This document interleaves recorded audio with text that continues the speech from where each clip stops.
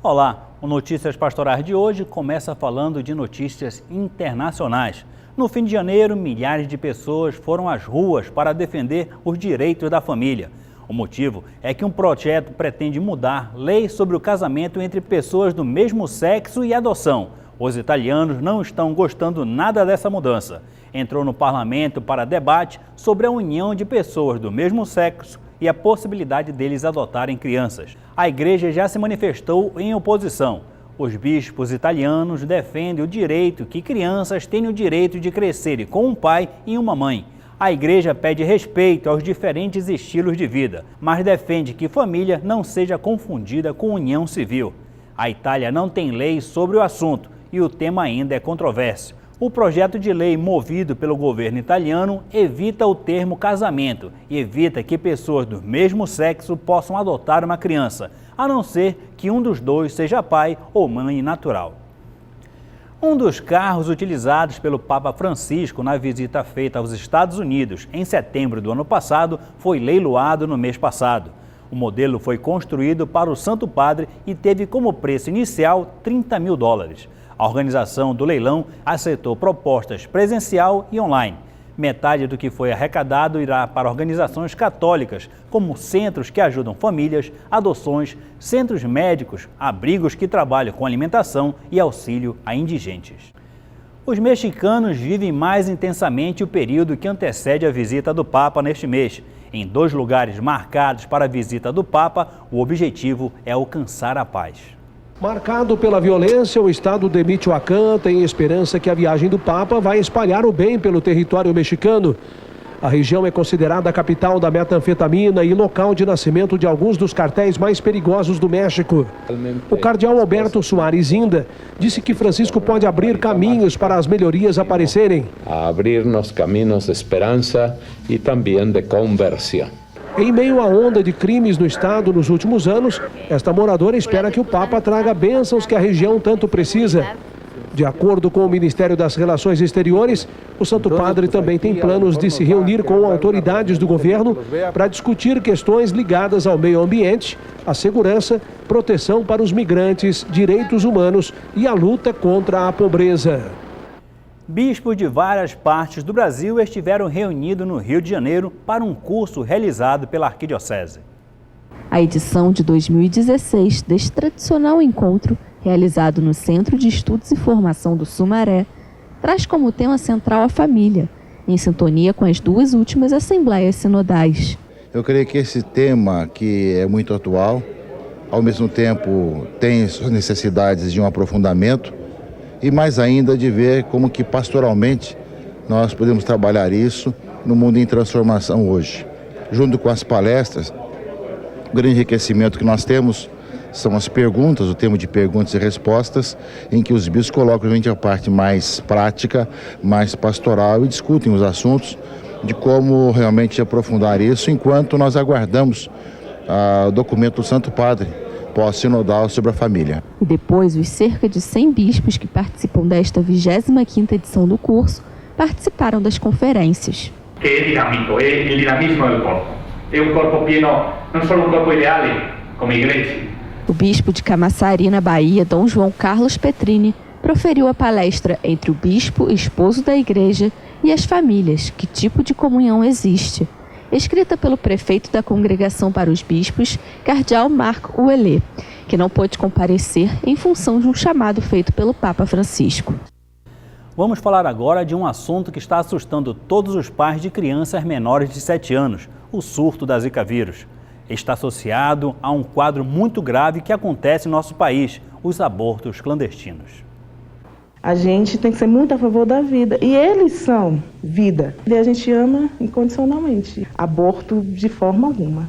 Lucélia é mãe de Christian. Durante o parto, faltou oxigenação e ele desenvolveu microcefalia e paralisia cerebral.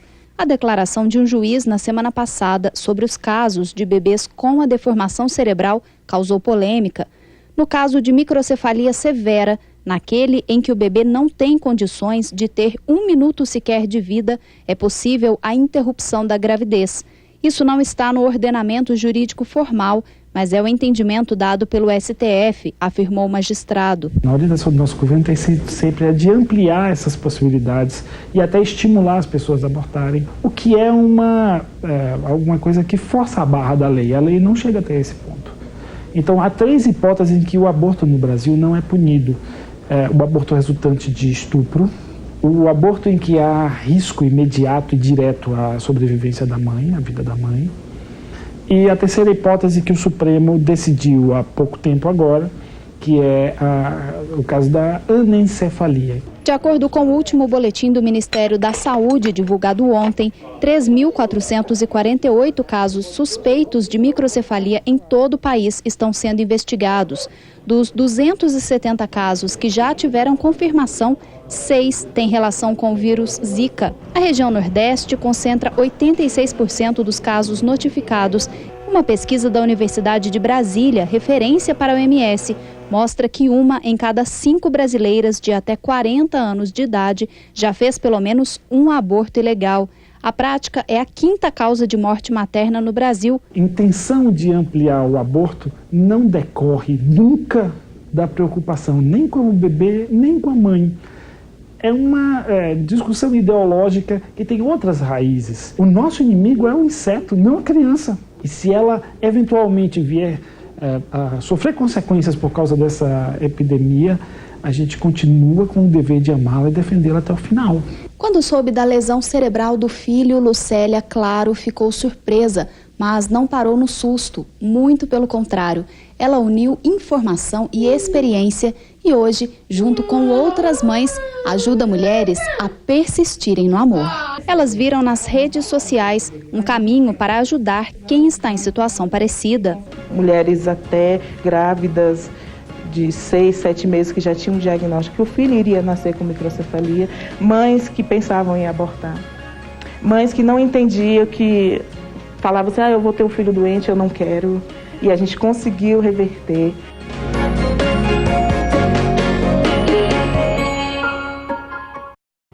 Em Belo Horizonte, Minas Gerais, os fiéis que ajudam também acompanham o andamento da construção da Catedral Cristo Rei e com muitas expectativas na nova etapa de construção. A obra começa a ganhar forma. Após a concretagem dos pilares, a gente entra com forma, armação da laje, para então a gente concretar essa parte aqui, que é do setor B, né, que é um dos 9 setores que nós temos em todo o espaço. Quando estiver pronta, a Praça das Famílias terá capacidade para acolher até 20 mil pessoas. Aqui vão acontecer celebrações, apresentações artísticas e procissões. A ideia é que esse seja um lugar de encontro.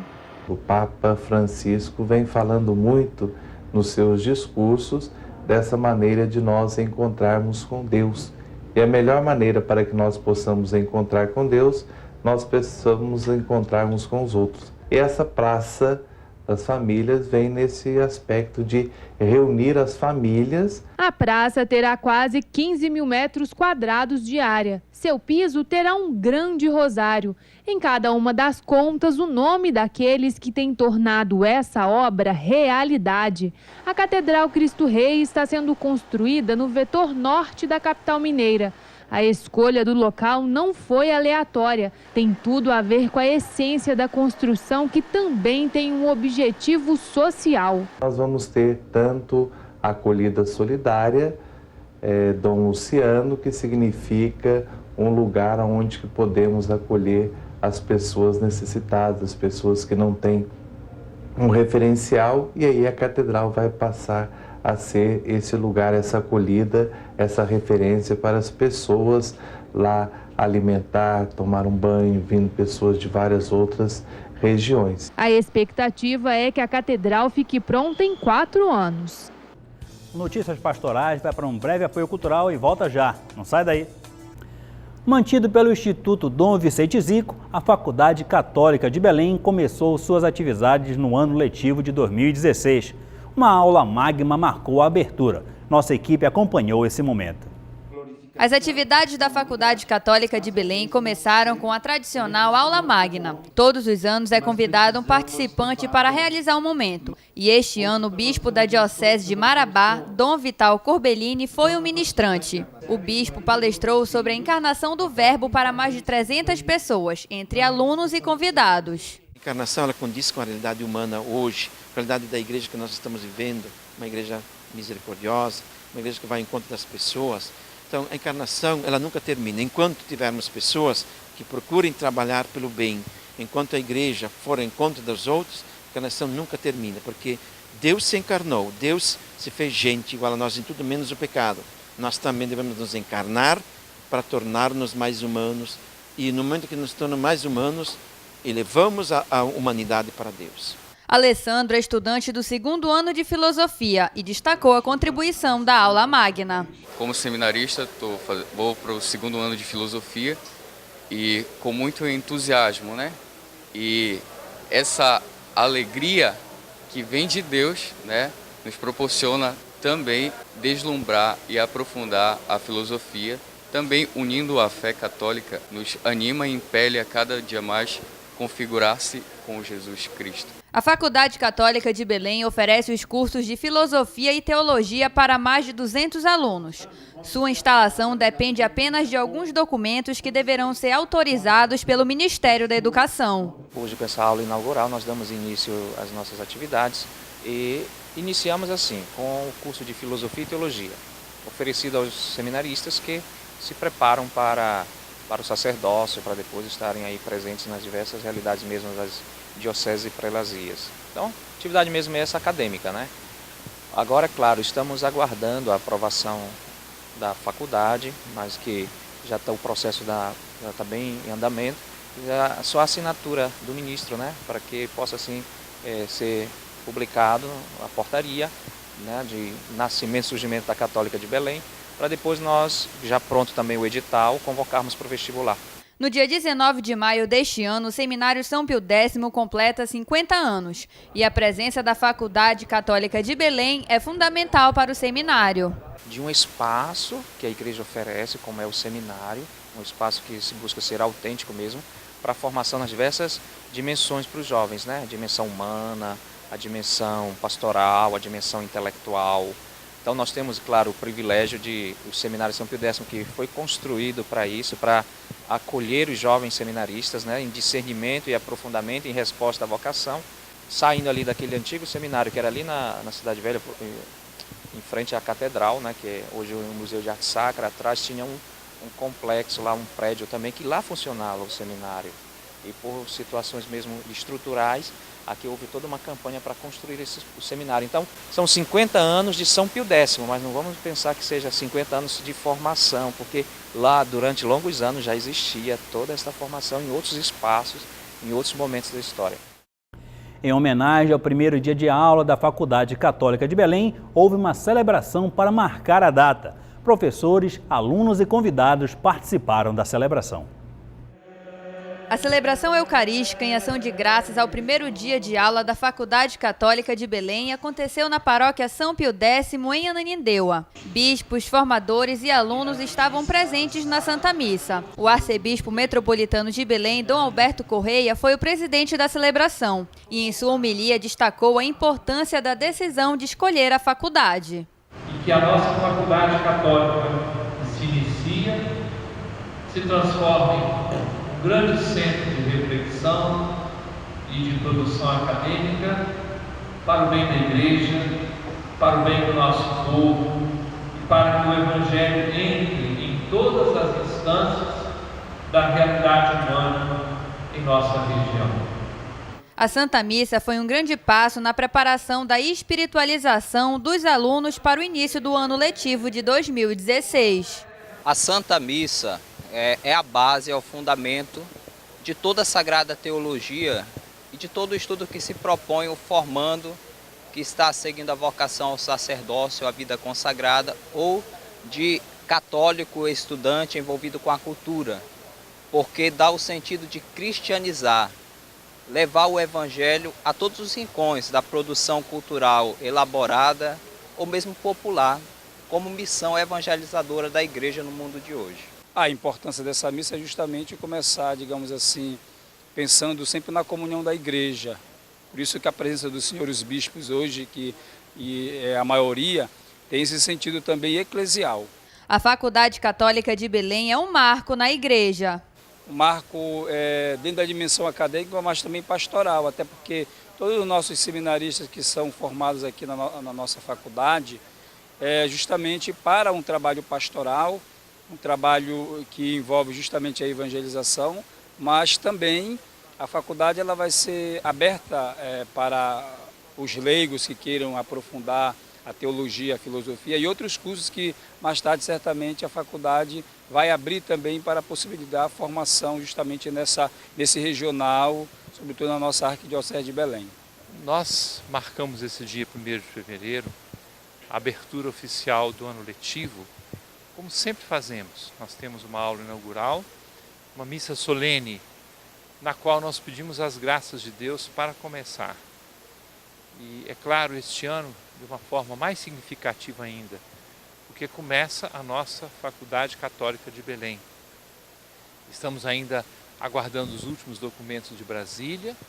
Dentro de muito pouco tempo teremos o vestibular para os candidatos à filosofia e teologia. A nossa faculdade começa com esta riqueza de presença de seminaristas das várias dioceses e congregações. E depois, se Deus quiser, abriremos também a presença para leigos e leigas que queiram fazer os estudos de filosofia e teologia. Aqui se tornará, se Deus quiser, um grande centro de estudos e de formação para os sacerdotes e para o laicato em nossa arquidiocese e em todo o estado do Pará. Deus seja louvado por isso. Com a abertura da Porta Santa, dá início o Ano da Misericórdia, uma tradição que acontece a cada 25 anos ou antes deste intervalo de forma extraordinária, como é o caso deste ano jubilar que estamos vivendo. A origem está nas narrativas bíblicas. Aqui o anjo anunciou a Maria que ela seria a mãe do Salvador. E Jesus, em sua vida pública, assumiu diante dos vizinhos e conhecidos ser o Messias. Este fato marca também o anúncio de um ano jubilar, tradição judaica narrada no Antigo Testamento. Os anos sabáticos, que aconteciam de 7 em 7 anos, e depois de um ciclo de 7 vezes 7, começava então o ano jubilar, o grande ano do perdão para todos. Muitos passavam anos na expectativa deste tempo jubilar, quando dívidas eram perdoadas, escravos libertos e a esperança de uma vida melhor se concretizava. O evangelista Lucas descreve que no dia de sábado, Jesus veio até a cidade de Nazaré, onde havia sido criado. Foi até uma sinagoga e ali fez a leitura do livro de Isaías, que já profetizava este primeiro ano jubilar da misericórdia. Uma tradição milenar indica que esta sinagoga ficava muito próxima à casa onde Jesus morava com seus pais, onde atualmente se encontra a Basílica da Anunciação. O caminho para chegar até a sinagoga hoje é o mercado árabe da cidade. Padre Chufani é o atual pároco e explica que desde o V século o lugar é indicado como o da antiga sinagoga. A grande batalha que destruiu os lugares sagrados da Palestina foi em 614, quando os persas vieram, e por isso o lugar foi destruído e assim permaneceu até a chegada dos cruzados. Os cruzados reergueram a estrutura e nós vemos as pedras na base. Novamente o local foi destruído e no período otomano foi construído de novo. Há mais de 1500 anos, este lugar onde estamos é guardado como uma memória da sinagoga.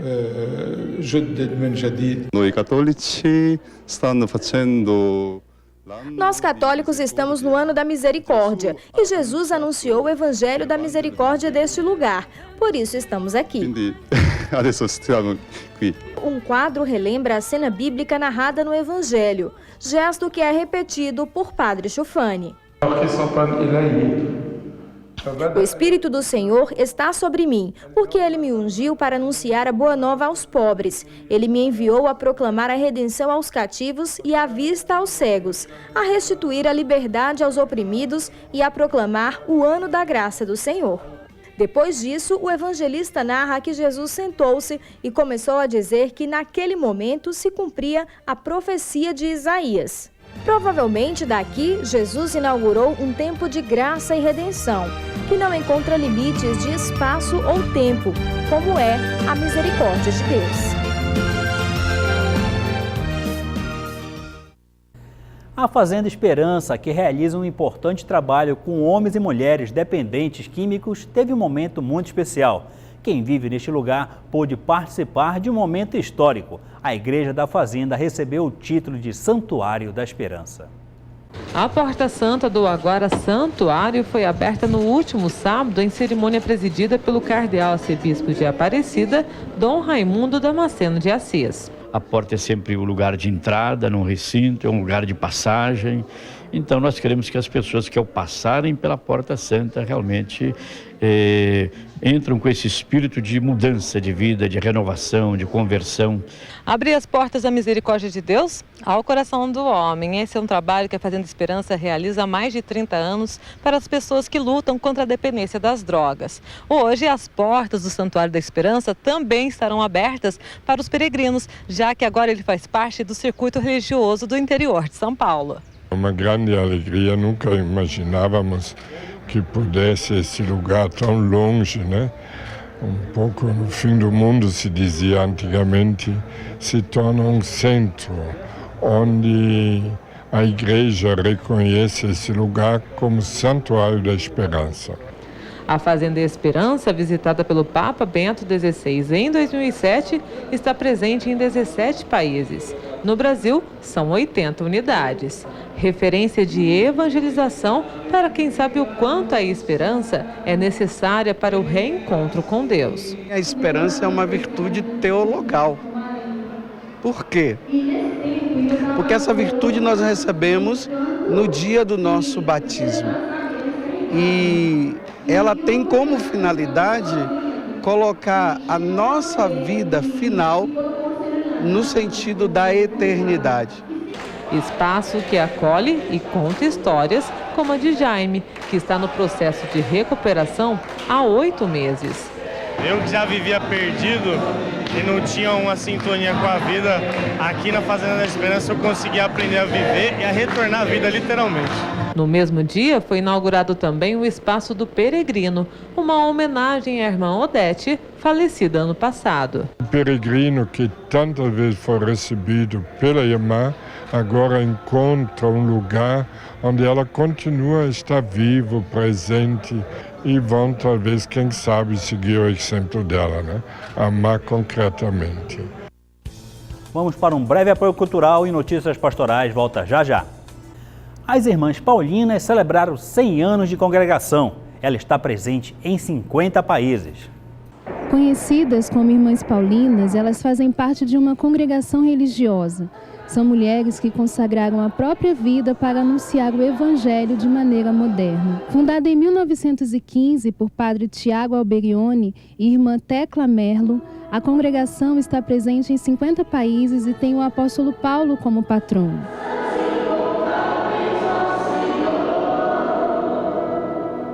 Possuidoras de um carisma, de uma herança que vai ao encontro dos maiores desafios da modernidade, elas assumem a comunicação como um estilo de vida, anunciando Jesus, caminho, verdade e vida. Nós vivemos o grande sentido da ação de graça, o agradecimento ao Senhor, porque Ele nos chamou, porque Ele realizou esta obra, porque Ele quis a congregação, porque Ele quis a família paulina. O bispo auxiliar da Arquidiocese de São Paulo, Dom José Roberto Fortes Palau, presidiu a missa. Que as Irmãs Paulinas sejam o sinal da misericórdia de Cristo no mundo, pelo seu testemunho de vida e de comunidade.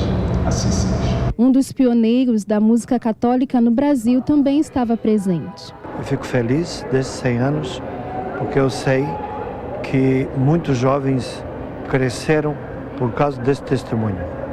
Deus abençoe as Paulinas e todos que lidem com meios de comunicação. Mulheres que entregaram a vida ao serviço da paz e inspiram vocações. É um grande dom de Deus poder ajudar as pessoas, né, ir em missão. Os desafios mudaram, mas de conquista em conquista, de avanço em avanço, continuam fiéis à inspiração do seu carisma.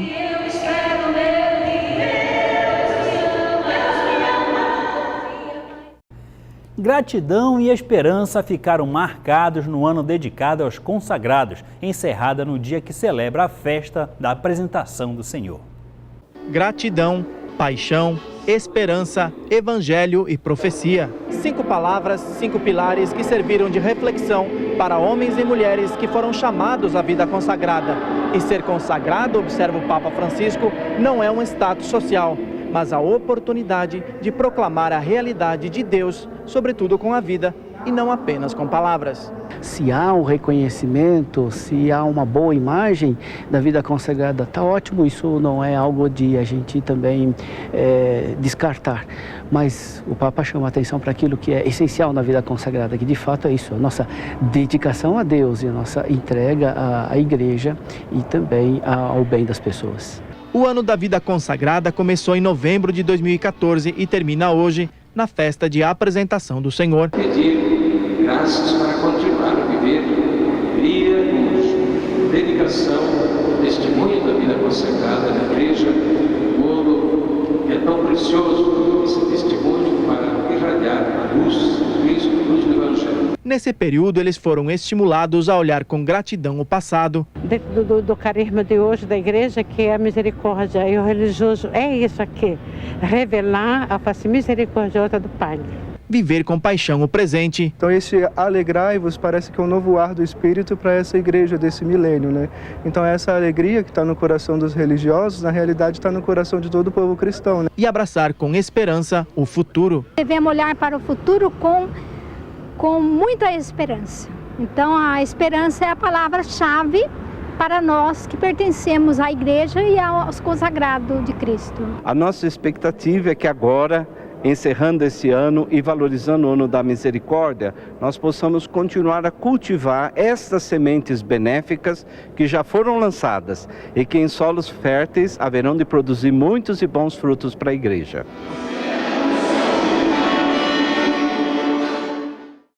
Esta semana foi comemorada a festa de São Brás, este Marte que ficou conhecido como protetor das gargantas. Muitas pessoas acordaram cedo para participar deste momento. Voz para a oração, para cantar, para uma palavra amiga. Pela expressão dos sentimentos mais nobres, um homem cumpriu o papel de evangelizar. São Brás dedicou a vida para o bem do próximo. Não se calou diante do tempo de perseguição em que viveu. Preferiu morrer a renunciar à fé. Uma de suas atitudes marcou sua história. Por suas palavras, curou um garoto engasgado com uma espinha de peixe. Assim, desde as primeiras comunidades cristãs, a igreja mantém a tradição de conceder a bênção da garganta. Nessa paróquia, no interior de São Paulo, a primeira missa do dia foi dedicada a cumprir esse propósito. Livra-te, Deus, dos males da garganta e de todas as outras enfermidades, em nome do Pai, do Filho e do Espírito Santo. Amém. Deus abençoe a nossa garganta para a gente proclamar a palavra. Graças a Deus, ele nunca teve uma infecção de garganta muito forte, então a gente acredita que se houver alguma coisa, ele nos dá essa graça. Hoje, o gesto de São Brás é repetido todo dia 3 de fevereiro. E como no século IV, a fé na cura dos males da garganta é firmada durante a celebração. Também como naquela época, a bênção é motivo de gratidão para quem tem milagres para testemunhar.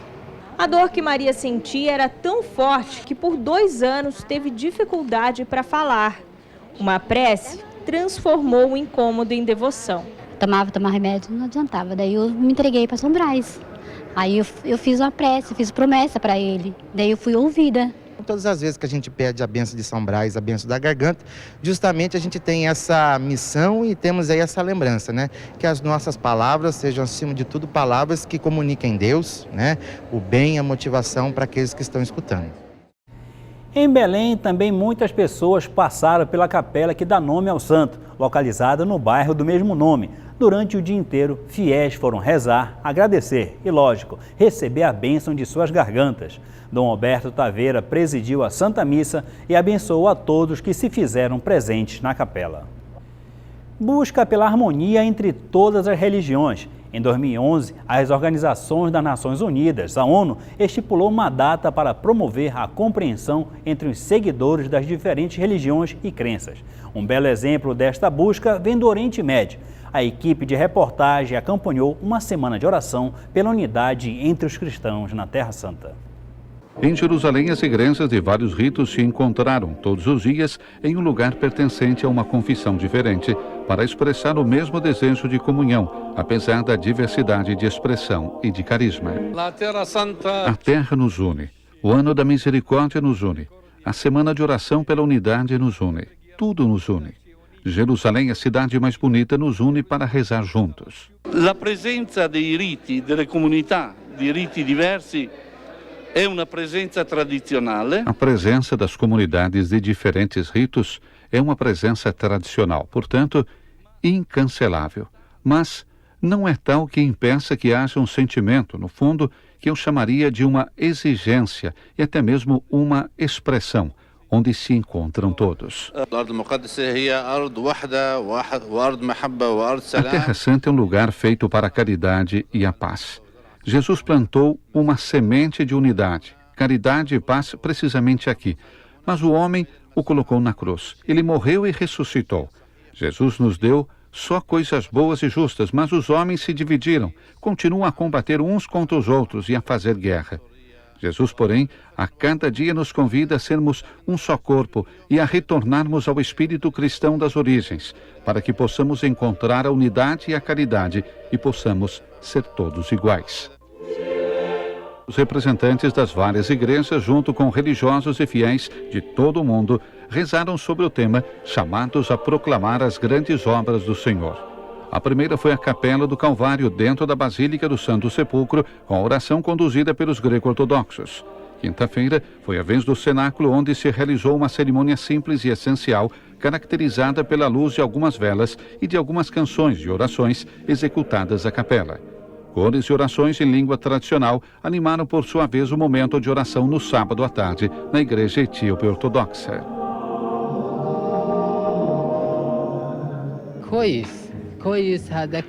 É bom que todos os cristãos se encontrem, para entenderem-se um com o outro. Para nós é realmente uma coisa boa.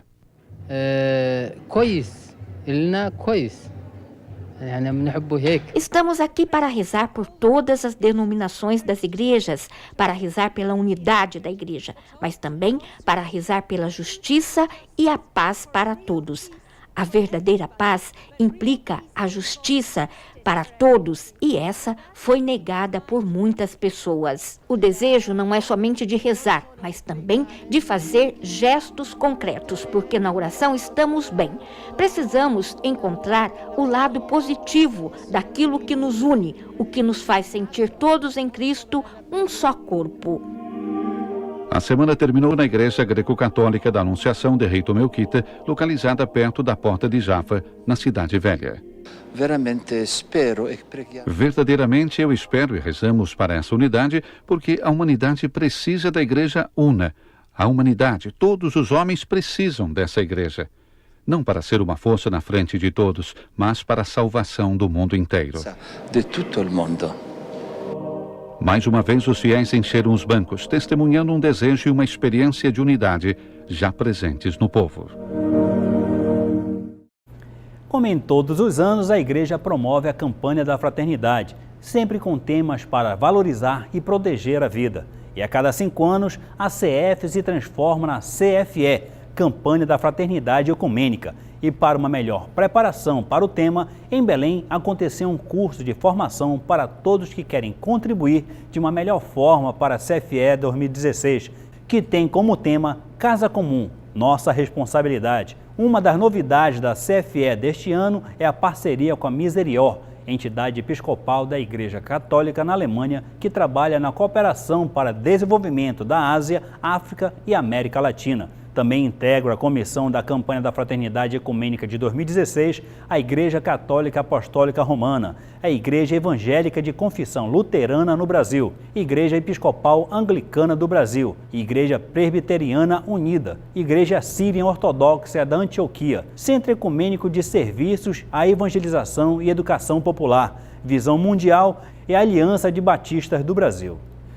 Conheça nesta reportagem um pouco sobre a história da Igreja das Mercês, um marco na evangelização na Amazônia e na identidade católica de Belém do Pará. Localizada na Praça Visconde do Rio Branco, a Igreja de Nossa Senhora das Mercês marca importantes momentos na história de evangelização da Amazônia. Era um momento necessário da Igreja Católica em dar uma resposta para o movimento reformista protestante. Então, a Igreja Católica ela se inscreve na Amazônia em forma de ordens religiosas.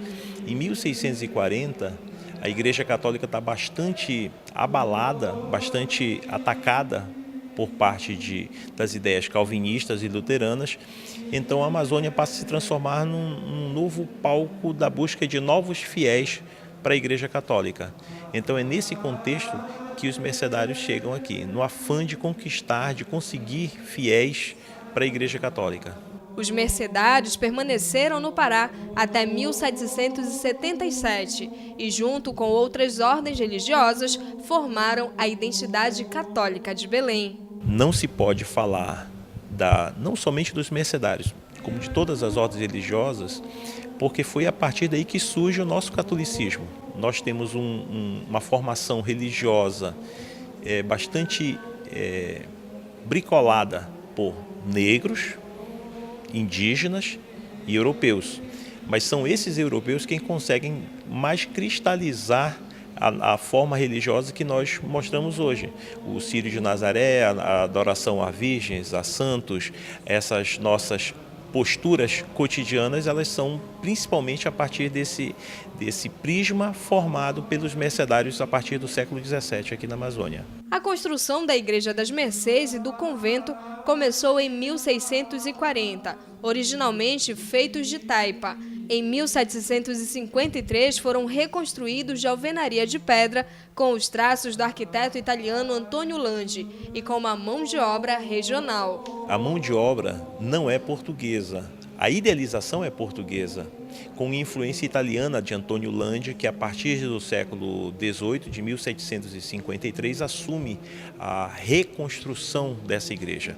Mas a partir de 1640, a primeira construção ela é feita de madeira e barro, utilizando mão de obra afro-indígena. Então nós temos aqui um primeiro momento de uma idealização portuguesa e mão de obra afro-indígena. A partir da chegada de Landi, nós temos uma tentativa, e ele consegue muito bem, fazer uma instalação, uma construção que prioriza uma arquitetura europeia. Então aqui nós vemos uma influência italiana, claro, de Landi, principalmente na fachada, da região de Bolonha, nas duas torres, as formas arqueadas, as abóbadas, são influências italianas. Mas o interior, a nave, é uma influência bastante portuguesa, geralmente com uma nave única. Nós temos a presença da forma de se construir como os portugueses faziam, que os mercedários costumavam construir ali em Portugal. Durante a cabanagem, o prédio serviu como depósito para o Estado. Durante a cabanagem, a Igreja das Mercês deixou de exercer esse seu papel de culto e passou a exercer outro papel que foi de depósito. Isso aqui se transformou num depósito e se colocava de tudo, desde farinha, tapioca, madeira, animais. Foi fechado justamente porque bem aqui próximo, em toda essa região daqui, na região periférica dessa igreja, houve vários confrontos. O Eduardo Angelim, por exemplo, chegou a ser morto aqui, como outros 800 pessoas chegam a ser contabilizadas como mortos no período da cabanagem. Então, nesse contexto de guerras, a igreja deixa de exercer o seu papel de igreja e passou a ser depósito. E foi reaberto só no século XX. Um outro líder religioso, já católico, já não mais da Ordem dos Mercedários, reabre a igreja e aí nós temos a construção que nós temos hoje.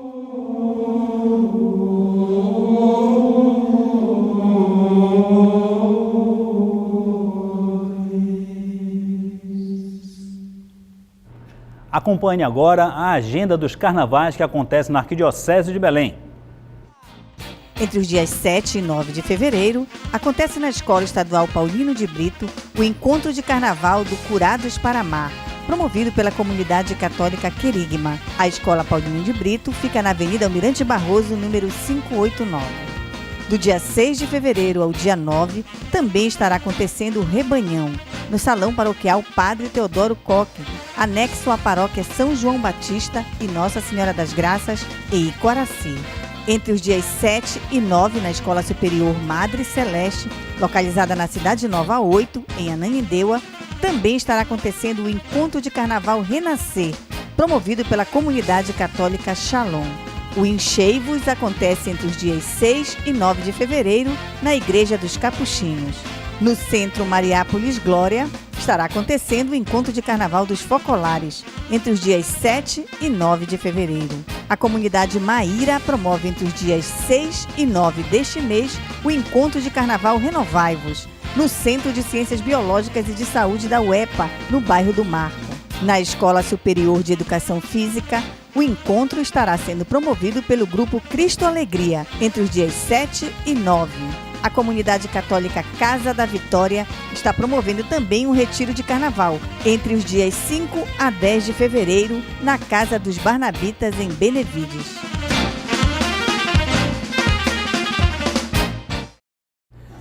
O Notícias Pastorais vai ficando por aqui. A todos obrigado pela companhia e um ótimo final de semana a todos. A gente se encontra na próxima edição. Até lá!